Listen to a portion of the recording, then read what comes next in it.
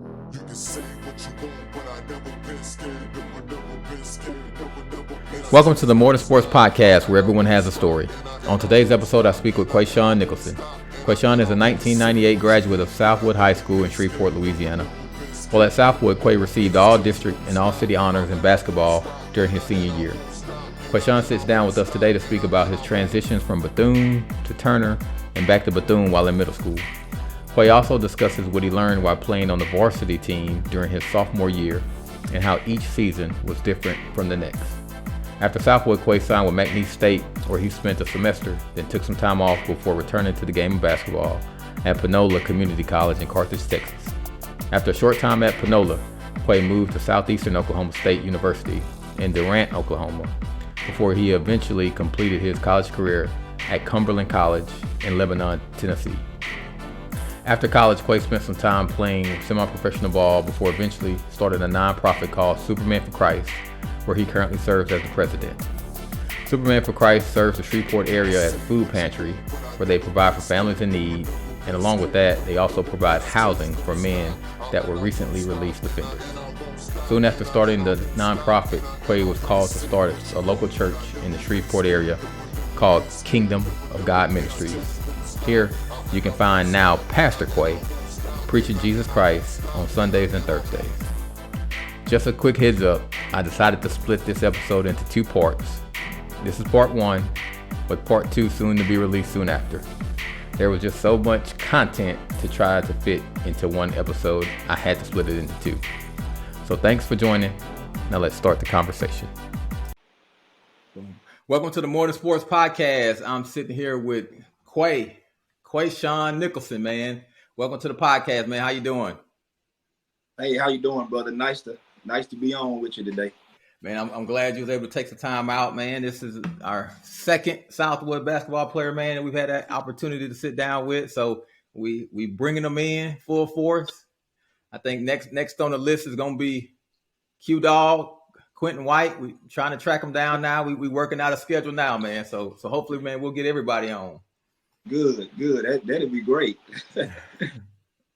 Right. So, all right. So just starting off, man. So tell me, man, how did you get started playing sports?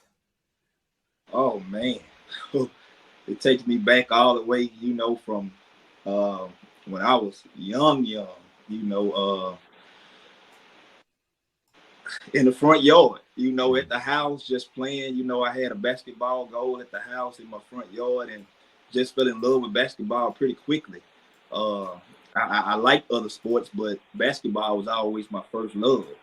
And just being around other guys, that was older than me during that time, that was playing ball, and I used to try to sneak in and play with them. They used to kick me off the court. I was like 4 or 5 years younger than them, but I just thought I could play with them. And so finally, I had a friend of mine who kind of, took me under his wing. He was about 5 years older than me. And he started to let me play with the older guys, and his father, let me play. And that kind of really cultivated, just a love affair with basketball that I still have to this day. Okay. Wow. So would you say you were a natural, or was this something that you kind of had to work into to get better? I would say I was a natural. Honestly, I didn't really know nothing about work ethic. Pretty much all my grade school years, to be honest with you, really didn't, get introduced about how much work you got to put in to be great until, later in my senior year going into college. And so like at first it was just, I just loved basketball. And then once I started to, kind of, recognize, by what other people were saying, by, just playing against guys who people would consider, the quote unquote best around the city, and just holding my own and not, sometimes outplaying them, that just, caused me to go after a lot harder, and so really it was just a natural thing. I had talent. I always had talent, but I didn't have my work ethic didn't line up with my talent. Right. I think it's my work ethic, and I didn't have, a quote unquote like mentor, older guy to say, hey, let's get in the gym and shoot 1,000 shots, or stuff like that. Let's stay after practice, let's get some running in during the summer, let's get better. We didn't have that back then.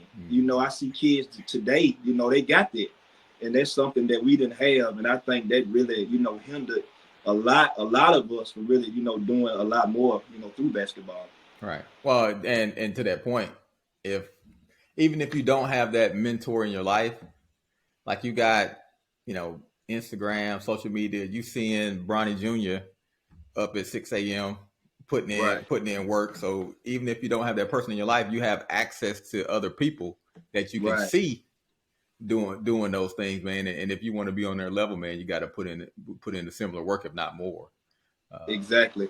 Yeah, because back then, just being around, our city of Shreveport, all the guys that I played with, that was something we never really discussed. It never was like, hey man, we're gonna, get together 3 or 4 of us and we're gonna just work out. We're gonna do this. Now once I started playing AAU basketball, and I formed a relationship with Strohmeyer and one of my good friends, Ricky Evans. And now Ricky was a workaholic. And so I used to watch Ricky. He played for Fair Park with Strohmeyer, but we was really good friends. A lot of people didn't know that, through high school, just through AAU basketball.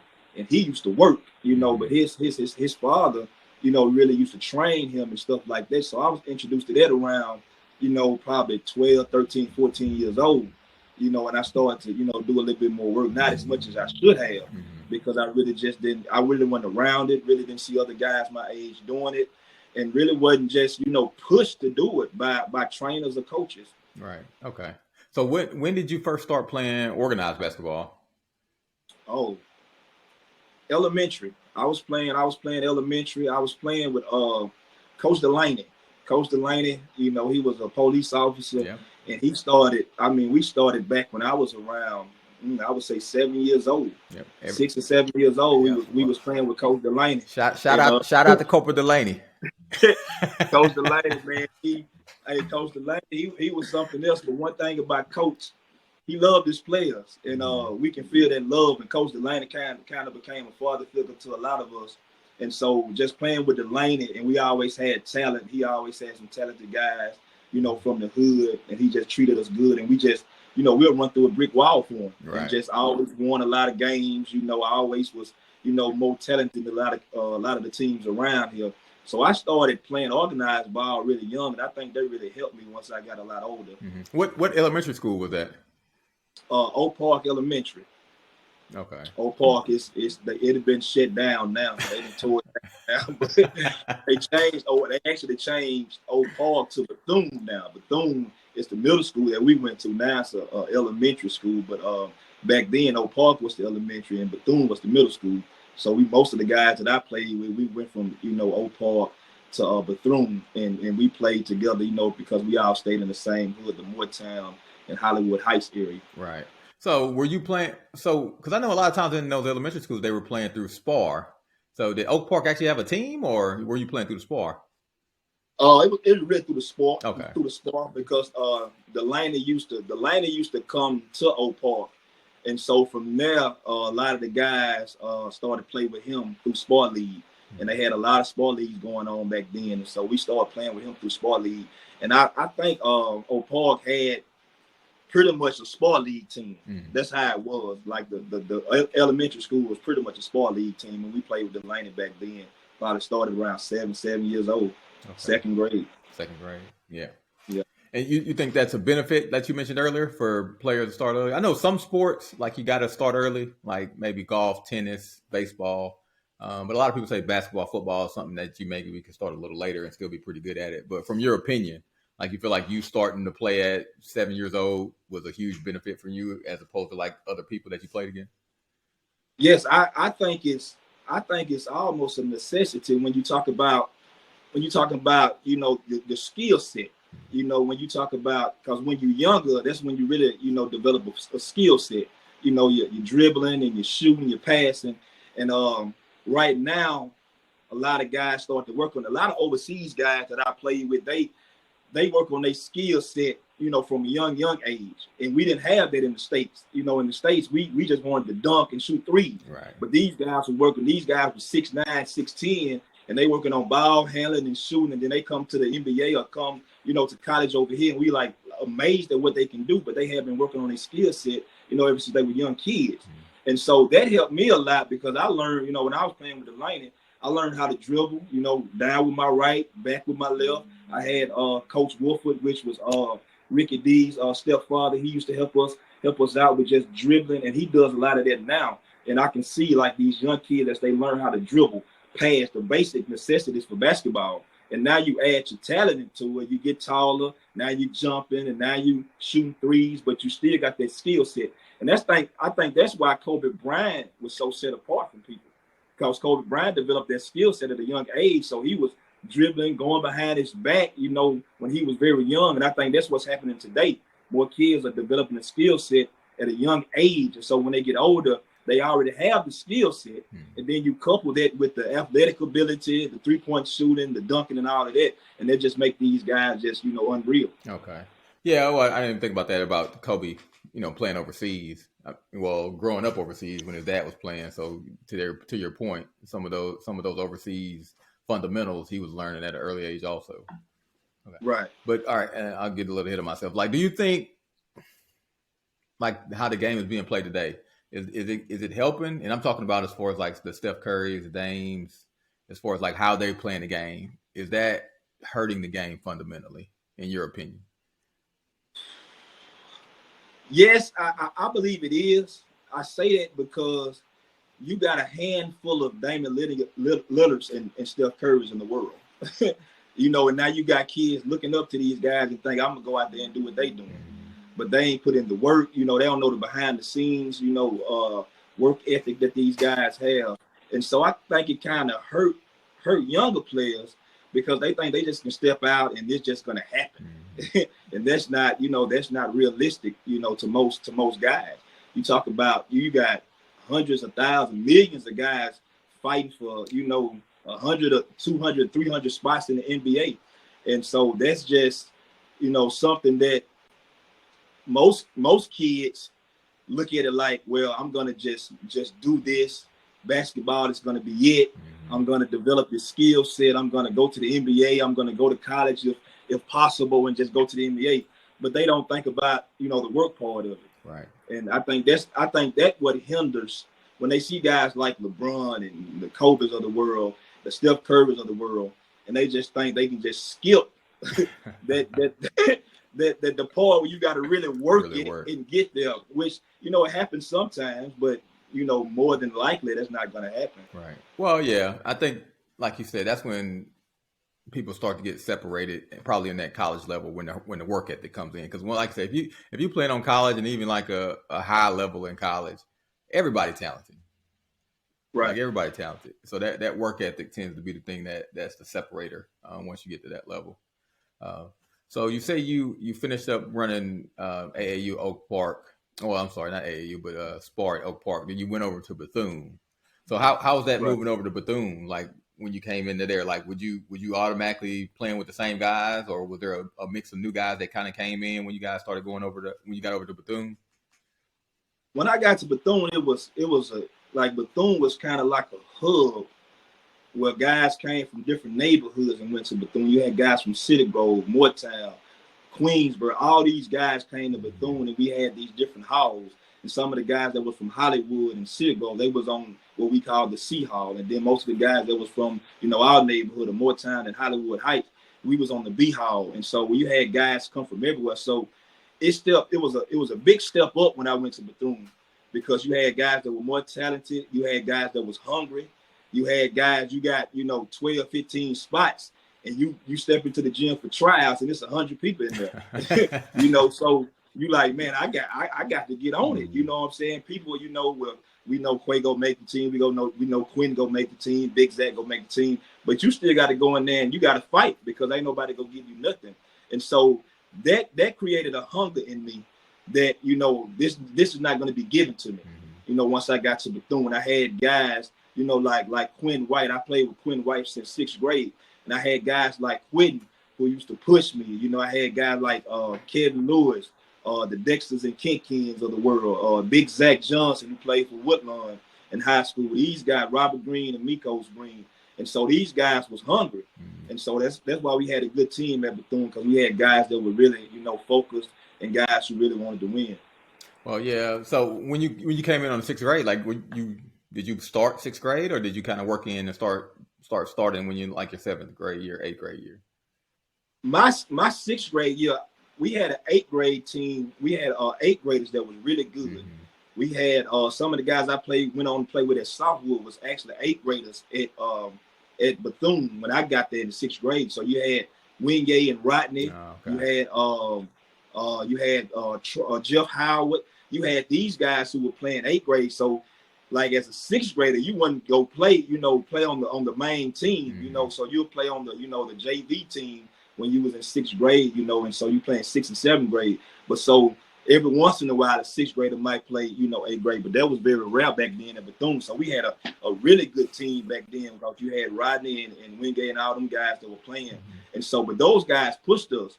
When we came in, they saw, well, man, I know this guy, he gonna be the one that step in my shoes once I leave going to the ninth grade. And so it was a fight, to say the least. It was a fight. Well, those are the type of people that that you want pushing you and taking you to the next level. So that's always cool. Right. Right. So when you went, like I say, when you got to the eighth grade, like what was your perspective like? Like you said, sixth grade, you was on the JV team, kind of watching those older guys do their thing, and then they left. But by the time you got to eighth grade, like how had your game like transformed from sixth grade to the eighth grade?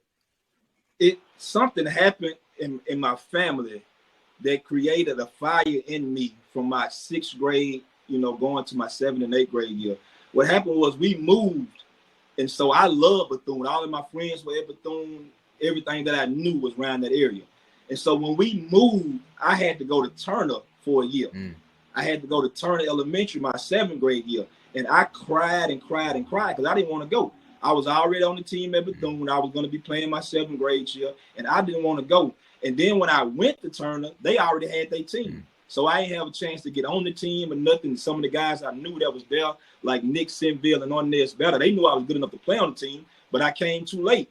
And so I'm in the gym playing against these guys, and I'm better than a lot of guys on the team, but I couldn't play on the team. And so, man, I just was waiting and just hoping, asking my parents, I want to go back to Bethune for my eighth grade year. And so, so you missed your entire seventh grade year? I didn't play ball. I didn't play middle school ball at all my seventh grade year because I transferred to Turner. Okay. And they had already picked their team, had already had tryouts. They was already about to start playing. And so when I went to Turner, because we had moved from the neighborhood we were staying in, moved to the Cross Lake area. And so I got there and I couldn't play at all. I ain't played all my seventh grade year. So that was hard for me. So when I got to my eighth grade year, it was on. I went back to Bethune and I say, man, it's on now. I was back around my friends, I was back around Quinn and all them guys. And so it was on then. So when I got there, and I was hungry. Right. I was and I guess I'm thinking too, like you said, you started playing when you were 7, and now, I mean, you playing all these years, and then all of a sudden you get over to Turner and it's stripped away from you. Like how did you handle that, like psychologically? I mean, and I know it's kind of hard to speak to that now, and even how we categorize mental health and things like that now, man. But like that had to be tough, like not to be able to play, man. Honestly, I remember that like yesterday. To be honest with you, man, I was so mad. I had anger in me. I knew it was my parents' fault because we moved and we in that school district. I had to go there. A bus came and I had to go there. And so my father was working, out in that area during that time. And so I had to go to Turner, but I did not want to go. I did not want to leave my friends at Bethune. I've been knowing these guys, my whole life pretty much, staying in the neighborhood we stayed in the Moortown area. I've been knowing these guys my whole life. And so then I was back and forth from Moortown to the Forest Oaks. We stayed in Forest Oaks also. So all these guys went to Bethune, and so everybody I knew, I ain't know really nobody at Turner. I knew Nick Sinville and I knew Ornez Battle. I just through basketball. I didn't really know him really good then, but I knew him through basketball. And so, man, that was a tough time for me because I got basketball taken away from me as far as organized basketball. And I was down, I stayed, but it didn't affect me, for as a student. I stayed, I did my work, I did everything I was supposed to do as far as the classroom is concerned. But I was mad, man. I was angry because I wasn't playing ball, especially with my friends at Bethune. So how I guess the question is, how did you get back to Bethune? Begged my parents. Begged my parents to make a way. I said, y'all gonna have to do something. Y'all gonna have to use somebody's address or something, but I gotta go back to Bethune. And so it was convenient for me to go to Turner because my stepfather, he worked and he had to pass by Turner every single morning. And so he just dropped me off at school every day during that time. But I say, Mom, I can't go back to Turner. It was cool. I started to like it toward the end, but that ain't what my friends did. So I say, Mom, if you can do anything, just please send me back to Bethune. And I forgot exactly what she did, but she made it way and I went back to Bethune my 8th grade year. Well, I guess I'm thinking there, like you said, man, not being able to play your 7th grade year, I would assume that you would be like, all right, well, I'm gonna come out here to Turner this 8th grade year and show them. But you was like, nah, I'm not gonna give them that chance, man. I'm out of here. No, I'm gone. I'm going back to my family. My family at Bethune. That's all I was thinking. Right. So were you talking to those guys during that 7th grade year as far as like how they were playing and performing? Not really. I really didn't. Because once I moved from, we were staying in Forest Oaks on Vice Street when we moved to Cross Lake. And so once I moved, I pretty much, lost a lot of contact with those guys during the time while I was at Turner that year. And so I didn't talk to them that much, especially during the school year. Once the summer hit, I was going back to Airport Park sometime every once in a while. So I saw them guys then. But we kind of lost connection. Right. I ain't see Quinn. I ain't see none of those guys that I was playing ball with my 6th grade year. And so that was tough too, because I got to form new friendships with new guys once I got to that hood that I was in. And these guys mostly went into basketball. Right. A lot of guys, when I bet once we moved on Michigan Circle and Cross Lake, they went into basketball. You know what I'm saying? This was something new to them. But one thing about those guys, they knew I loved basketball. And so they didn't try to get me involved in nothing else. They was involved in some crazy stuff. But they always knew, you're like, Quay play ball.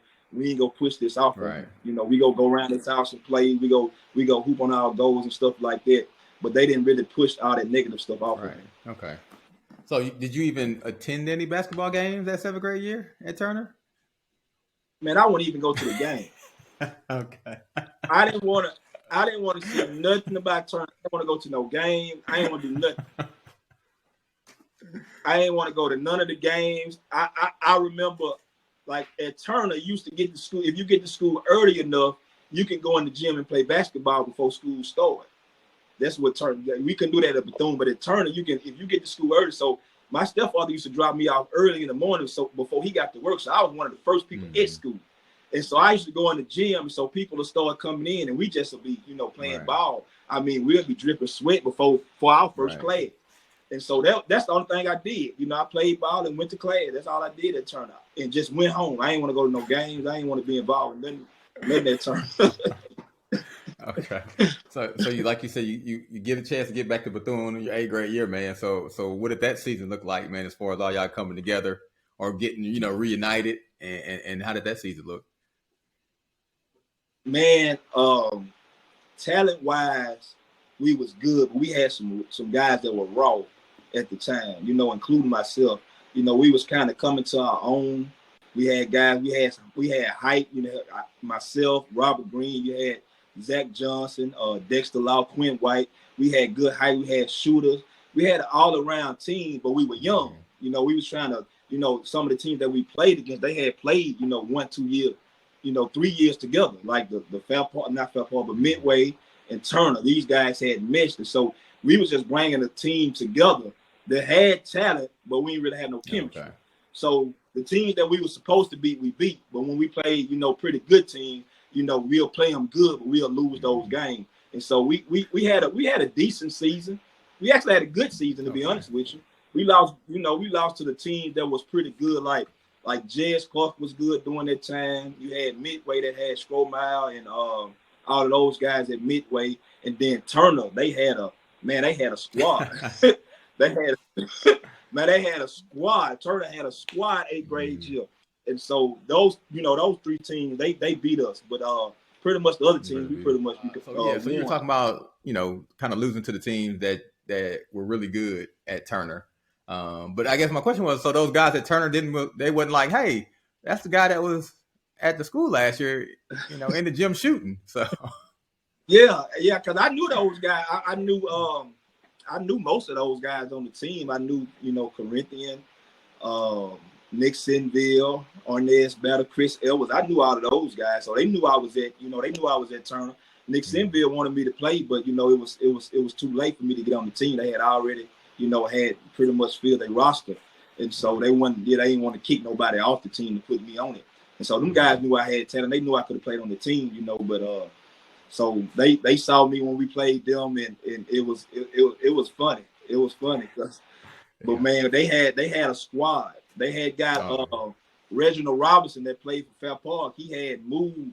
I think he came from Texas, and so he had got on that team. I didn't know Reginald. He came after I left Turner, and so he was on that team, and that just took him to a whole nother level. He dunked on us our 8th grade year, and I ain't talking about no regular dunk. I'm talking about like a LeBron dunk, man. It was crazy. The referees didn't know what to do. They hadn't seen no 8th grader dunk. They looking around like, what should we call the check? Like the coach is like, man, you can't call that. He just dunked. I'm talking about he hammered it too. And so they whooped us pretty handily, man. They have never let me live that down the way they. Oh well, that yeah. Like what can you do, man? That's a cheat code with that lineup, man. Right. Yeah, they had a squad, man. And then all of a sudden they get Reggie Robinson out the blue off the bench. Come on, man. Right. Right. All right. So kind of wrapping up 8th grade year, man. You were obviously zoned to go to Southwood, man, and they were going to be bringing in a lot of people from different areas. Also, did you know anything about Southwood when you were getting ready to hit out there for your freshman year? Yeah, my sister was actually a senior at Southwood when I became a freshman, and so she was already there. And so, that just prompted me to go, be 1 year spend 1 year with my sister at Southwood before she graduated. And so I came in as a freshman, man, didn't really know a lot of the people there. I knew some of my guys that had came over, from Bethune, but a lot of those guys kind of scattered and went to different schools. We had guys went to Huntington, we had guys went to Woodlawn, we had guys went to Fair Park. Everybody went different directions when we left Bethune. And so it was kind of, a rebuilding thing for me as far as a whole new, set of teammates and all of that. But my main friend came with me. That was Quinn. And so I had that familiarity with him coming from Bethune, playing with him at Bethune. And so he was really the only one. And then Dexter and Ken, they ended up coming also. And so we kept that bond tight. And then that's when I was introduced to other guys that came and played with me as freshmen at Southwood. Okay. So when you got to Southwood, and I was, like you say, looking to come on and play basketball with the freshman team, like what did you think, like when everybody got together and you had to try out, like what was your first thought, like when everybody got in the gym, they're getting ready to blow the whistle, start tryouts, and you kind of looking around, sizing people up, man? Like what were your thoughts then? That I'm gonna have to play center.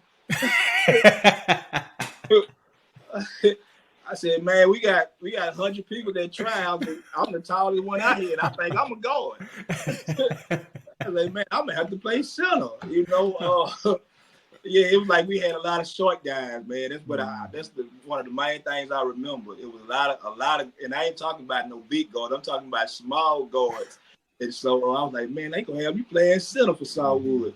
And so just to show my name was Quasean, I was pretty much going the tallest guy on the team throughout my whole time at Southwood. And so we never did really, have a center. We had the reinforcer and Quinn, and he didn't back down from nobody. And so, that was always good to play alongside. Okay. Yeah. All right, I got you there. So you forgetting Mr. Spencer? He wasn't your center for a little bit. Yeah. Big Bryce. He was in and out. I'm talking about somebody you can rely on. Now Bryce had talent. He had talent, but I just don't think Bryce's mind was always, just on basketball. Right, he loved it. Yeah. That's all we wanted to do. And Bryce, he wasn't there. And so, I mean, you can't make a guy love something, but yeah. He had other female interests that he was focused on. So Oh, right. that's true. So once you got there, man, like, did you kind of feel like you were, kind of a little better than everybody else, or was there a lot of other competition, man, on the team when you got there? Man, actually, when I got to Southwood, man, there was a lot of guys that ended up not making the team who was really good. Not just when I was a freshman, but all through my years at Southwood, it was guys that didn't make the team who were really good. Guys I played with in the neighborhood and spar leagues and things like that. And so a lot of them guys never really made the team for whatever reasons. And so I never was the type of player that thought I was better than anybody else. Mm-hmm. I always was humble. I just let my game do the talking. I ain't talk a lot of trash, but if you start talking trash, I do what I need to do. But I never was, just a boaster. I never did just really boast about my game and nothing like that. I like to let other people talk about, my game, let it speak for itself. Right. But I mean, as y'all started practicing and obviously got into the games, like, sometimes you naturally see people start to separate themselves. Right. But like, do you feel like you kind of separate yourself? I mean, not saying that you only, but right. I mean, normally there's a few people that separate themselves. But like early on, as you guys start practicing and start playing, like, did you automatically start to see yourself separate? Yeah, I mean, I knew, early on, especially freshman year, that I was, one of the, if not the best player on the team.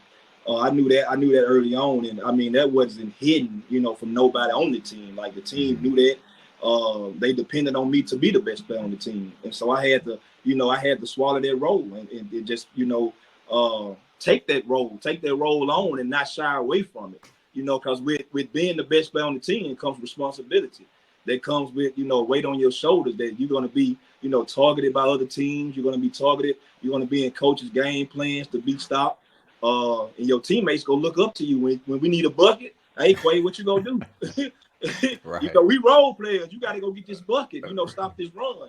And so I knew that early on that I was the best player on the team, my freshman year. But we had guys, that played their role. And we wasn't that talented my freshman year. Fair Park beat us down. They talk about that every day. I see them guys. They beat us down so bad my freshman year. That was the worst loss probably I ever had. But they beat us down by like 50 or 60. Oh, I mean, really? It was bad. It was bad. They beat us like 80-something to 20-something. And I had a horrible game. I had like 5 points, and Lorenzo had the rest of them. Lorenzo had like 18. They couldn't stop Lorenzo, but they made sure they stopped me. They couldn't do nothing with Lorenzo. I remember that game like it was yesterday. But they beat us like 84 to 23, something like that. It was crazy. Wow. Okay. Were you thinking about it or even trying to play, or did anybody talk to you about possibly playing any JV that year? Yeah, I played JV some my freshman year, some games. So like coach allowed me to play JV my freshman year. And I think that was trying to get me, groomed for when I went to my sophomore year, because I was gonna play varsity. Mm-hmm. So he kind of wanted me to kind of be, kind of experienced playing against bigger guys, playing against guys that was more experienced than me. And so he let me play JV also. And then we had some of the guys that played varsity that played JV too. So I was able to mesh with them and learn their game, they learned mine, and kind of grow when I was a freshman when other guys weren't playing JV. Right. Okay. So as your freshman year ends, like you say, man, didn't have a great season. Like how did you approach like the spring and the summer? I know you had mentioned that you had played some AAU ball. Did you start playing after your freshman year, or was that later on? Yeah, I was playing AAU ball pretty much, starting around 7th, 8th grade. Mm-hmm. And it really intensified my 9th grade year. Now, by the time I was going 9th to the 10th grade, man, I was going somewhere everywhere playing AAU basketball. I was playing against some guys, that went on playing the NBA and different things like that. And so I was on the AAU team, and we traveled. And so we went to Baton Rouge and played some of the best guys, down there. We had the Blue Devils, which was Mike Theus' team. He always had, great talent. And so during that time, I was playing against some guys that really had talent. And so I was excited about going into my, my sophomore year, because I knew I was going to be playing varsity. I knew I was going to be the only sophomore on the team, because we had a senior-heavy team. Mm-hmm. We pretty much had all seniors besides myself and Kevin Pickens, who was a junior. Mm-hmm. And so I was the only sophomore on the team. And coach depended on me to play. He told me I was going to play. I was going to be playing behind, some of them guys, but he said he was going to use me. So be ready. And so at any given time, coach would call me in the game, and I was like a deal with my head cut off at first, but I had to, I got around guys like Tony Bryant, Wingate and those guys. And so them guys kind of took me under their wing, and they depended on me. They say, man, look, Quay, we need you. You're a sophomore, but you one of the only sophomores playing varsity around the city, but we need you. And so I had to just quickly realize, like, I got to play, I got to play. Right. No, absolutely, man. So, like, was a lot of the other teammates, your Southwood teammates, were they playing AAU also? Because I know, like you said, you're playing against a lot of talented people when you run an AAU ball, man. So your game is getting pushed. So did you see a lot of your teammates playing AAU? Man, honestly, I didn't play with none of my teammates at Southwood for AAU. Okay.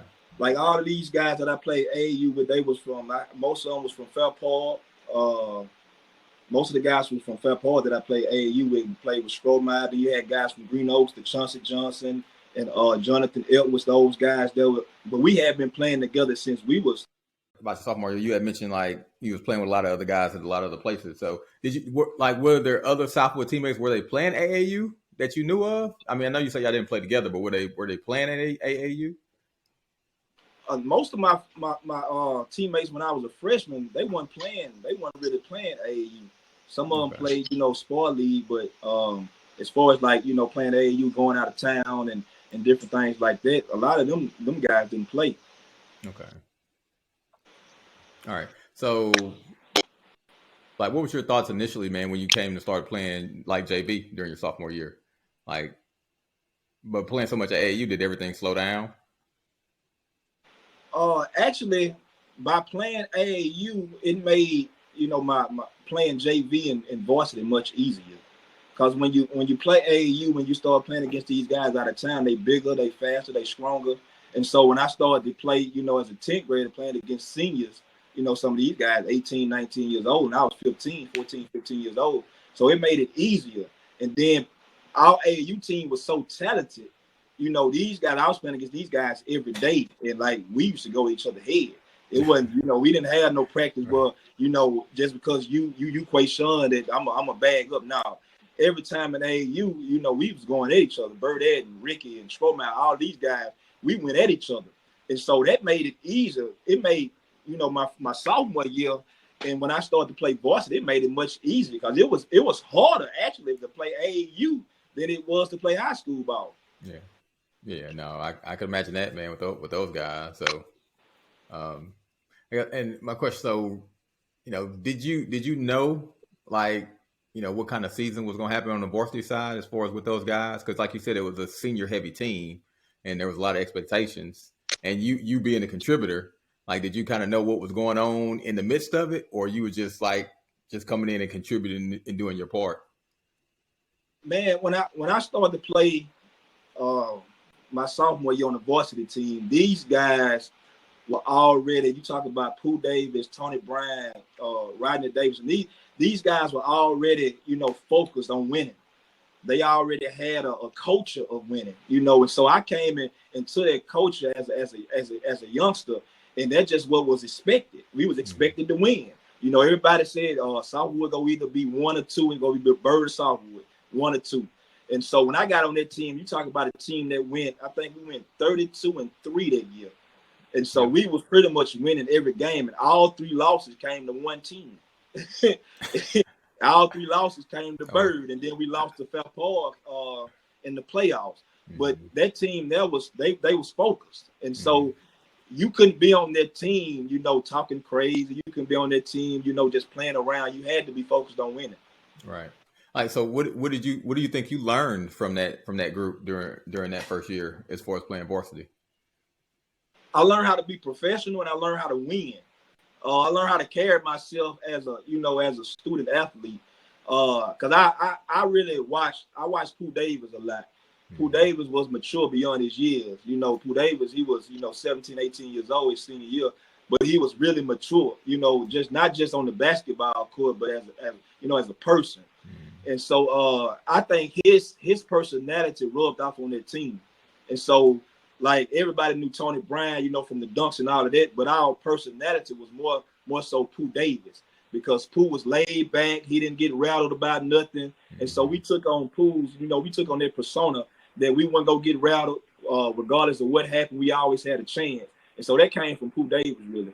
Okay, so I guess it's safe to say that Pooh was the unspoken leader on the team. Yes, he was, but everybody was kind of leading their own right. To be honest with you, we kind of Coach Marlin kind of just let us, do what we did, because those guys was mature. They had already experienced, winning their junior year when I was a freshman, and so they kind of just had their mind set on one thing. When I was a freshman, they went. I remember going. Coach was able to let me go to that playoff game they lost when we played West Monroe. We ended up losing to a guy named Mike Smith, and it was a really good game. And so Coach was able to let me, go to that game and experience that game. And it was a tough loss, and them guys really took it hard because it came down to the wire, and it was back and forth. Right. So, like you said, kind of watching that game, like during your freshman year, that playoff loss, and then them having a 32-3 season, and then losing to Fair Park. Like, did you take anything away from those? Because, obviously Fair Park was, even though they had a really good player in Strohmeyer, they were still a significant underdog in that game. So did you kind of pick up anything from that game as far as them losing the game that they were favorites of?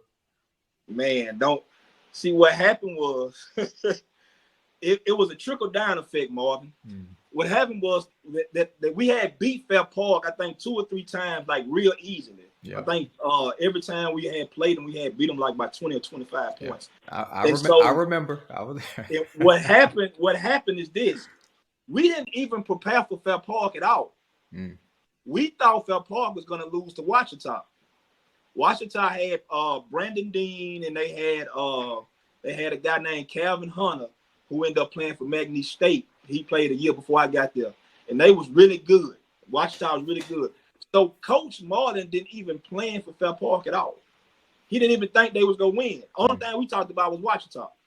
He didn't say nothing about Fair Park. And by him doing that, the team took on that same attitude. Like, man, Fair Park ain't finna beat Ouachita, so we ain't gonna even prepare for them. And what was so messed up back then, I think they still do it now. Even though we was the highest seed, we had to go to Fair Park. Right. And that and that crowd was bananas. That crowd was bananas. So even in that, that's a tough game to win just because of the crowd situation, man. So man, it was that was the craziest atmosphere I ever played in high school. They was playing music, they was throwing cans at us. It was crazy, man. They was called, man. I got called all kind of names. Like all my friends, like I had many friends on Fair Park team. They ain't say nothing to me. I ain't say nothing to them. And so, man, it was crazy. We couldn't get none of our fans in the game. They had packed the game out. And man, them guys came to play. I just had to tip my hat to them. They were hungry, and we had took them for granted, and they wanted it more than us, and we had overlooked them. And it started with our head coach, and it came all the way down to us. Then nobody had no good game. The only person that had a good game in the game was Pooh Davis. Right. But everybody else, we shot bad. But we couldn't make no excuses because we just overlooked them, to be honest with you. Okay. Huh.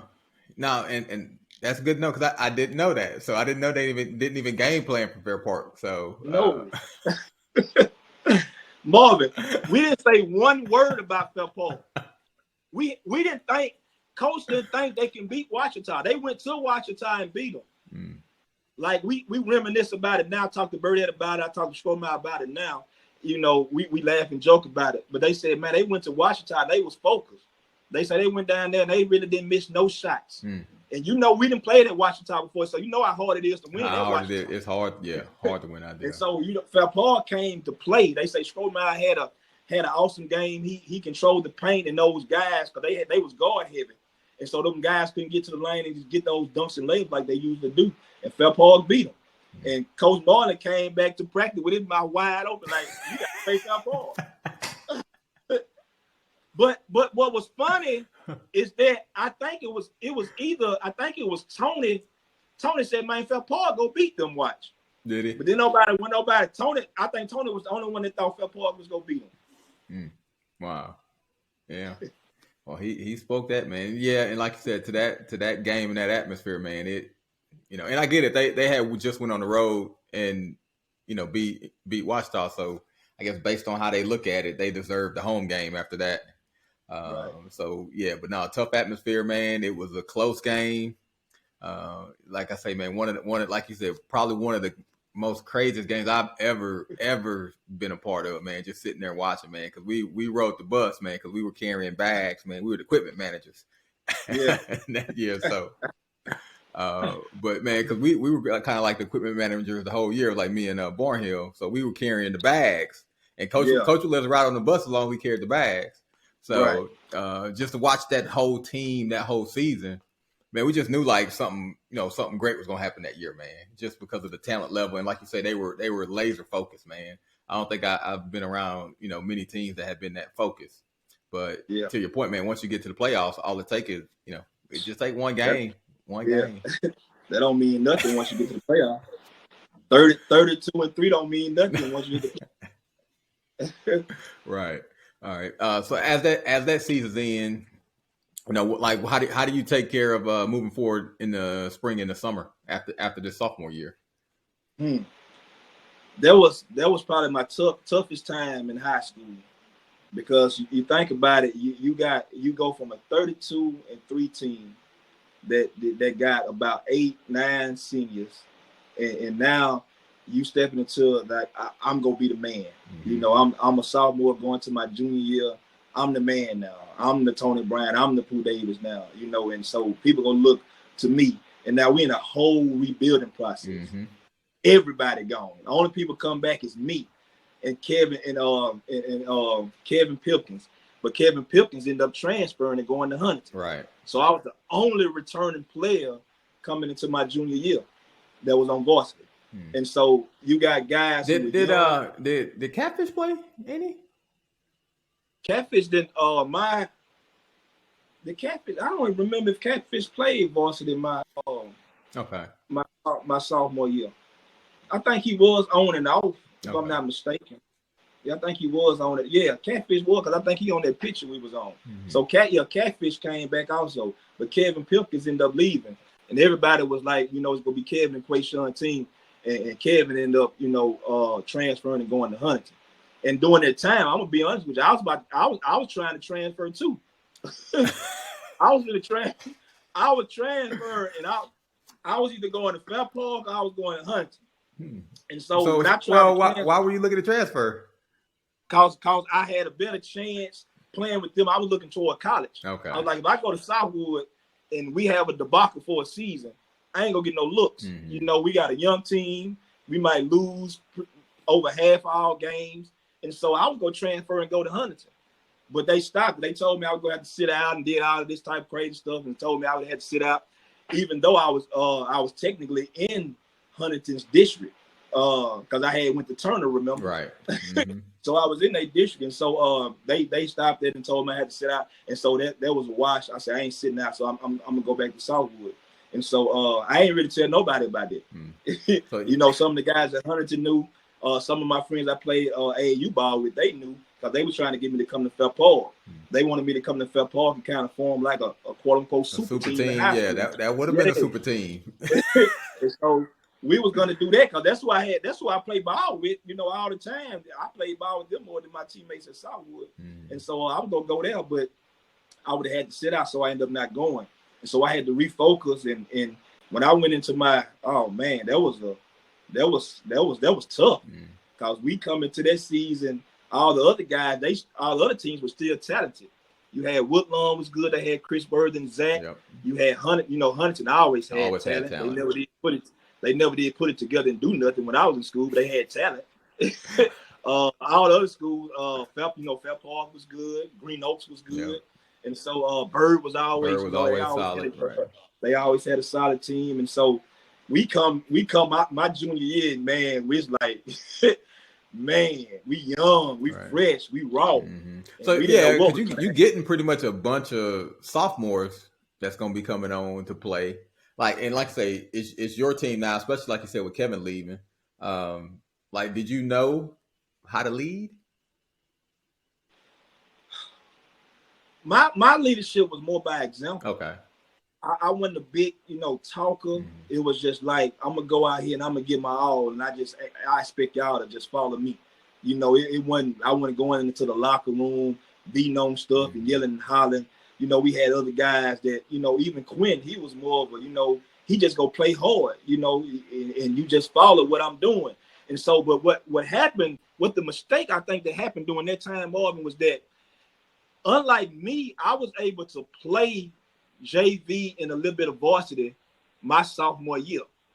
All the guys that became juniors when I was a senior and became, sophomores when I was a junior, they didn't have that experience. Right. So this was their first time ever playing varsity.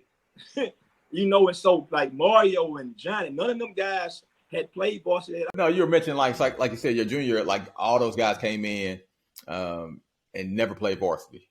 So, and I guess I do have another question. So, with all those seniors leaving, did you have any kind of conversation with Coach Moreland about like expectations? Like, we're going to have a new group of guys in. Like, this is how we need to kind of move forward and bring those guys along. Like, how is he going to try to maybe coach a little differently? Because, like you said, coaching the team with, 10 seniors on it is a lot different from maybe coaching that this year with probably just one senior on it. Man, I honestly, I think he was so caught off guard about the transition. Coach Marlin wasn't the players coach. Coach Marlin always had talent. he wasn't the X's and O's guy. He wasn't, I'm gonna sit you down and we end up having to talk once the season started and it started to go downhill. Okay. But before the season, we never did talk about that, and I think we dropped the ball. He never, approached me and say, Quay, how you think we should approach this? Being that you're gonna be a leader on the team, who you think is ready. We never talked about none of that. So we get into the season and we start losing, and we losing big time. And he finally pulled me in and he said, you know what we gonna do? He said, this is what he told me. I never forget. It was a guy named Telly Willer that played for Southwood. He older than I am. But he said Telly Willer went through the same thing. He said Telly was playing on a good team and he kind of had that same transition. And he said he played Telly at point guard. And I remember Coach Martin told me I was gonna play point guard. He said you gonna be like a point forward. Because we was having trouble with ball handling and stuff like that. Teams was pressing us. And he said, I'm gonna do you like I did Telly. And so that's what he did. And so we had a little transition where I was kind of playing like a point forward. I was playing a point forward my junior year and kind of bringing the ball down and getting guys in the place. And we started to, win a couple of games when that happened. But we never did really talk before the season. I think we would have made that adjustment before the season started and kind of gave them younger guys like John and Mario, chance to get a couple of games up under their belt, a little experience under their belt. They would have been more ready, for what. To that point, like you said, the team wasn't being as successful. Like, did you, as the leader, start to get a lot of criticism because y'all wasn't as successful as last year? No, I really didn't. I think a lot of people expected us, to have a down year, which, you lose that many guys, that's expected. On any level, you lose that many guys. So I didn't get a lot of, slack about it. But, I took it upon myself that, because I wanted to win. I put it on my shoulders like, man, we got to do better. I got to do better.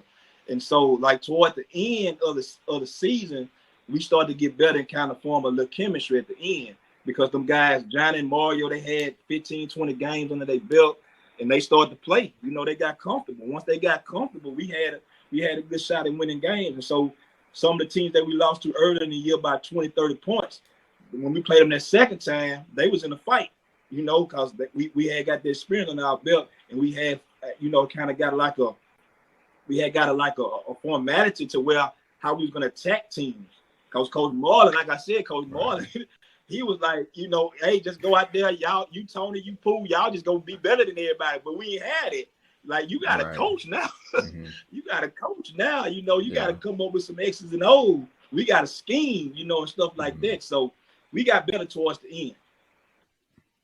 Right. Well, and to kind of rewind like that, and like I said, we had mentioned earlier, I had spoke with Mario last week, and that was one of the things he mentioned about that sophomore season.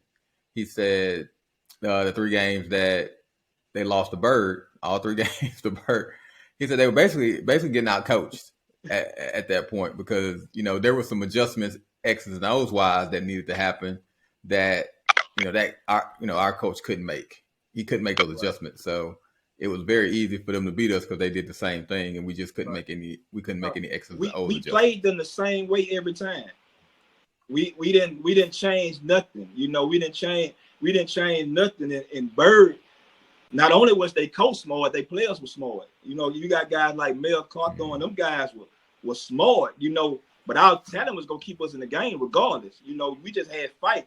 But it always came down to the last 2 or 3 minutes. And they always made one more play than we did every single game. Every game it was close. And so that's coaching. That's coaching. It wasn't that we weren't fighting, it wasn't that we weren't scrapping. It was just like they coach made an adjustment. Okay, they might be playing Tony one-on-one the whole game. But the last 5 minutes they double Tony. We never adjust to it. They might be playing Pooh Davis. Like Pooh Davis, every time we played Bird, Pooh Davis had a good game. And so they coached us to make an adjustment. We might, send somebody at Pooh to get the ball out of his hand. And we never did adjust to that. Hey, everyone, that is the conclusion of part 1 of Quasean's interview. I hope you've had as much fun listening to this so far as I did interviewing him. And like I said before, we had to split this up into 2 parts. There was just so much content.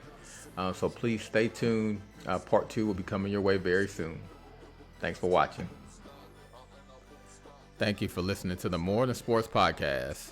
Please like, subscribe, and set your notifications so you can be up to date on new content. Also, if you have a story you'd like to share, please reach out to us at mystory@morethansportspodcast.com.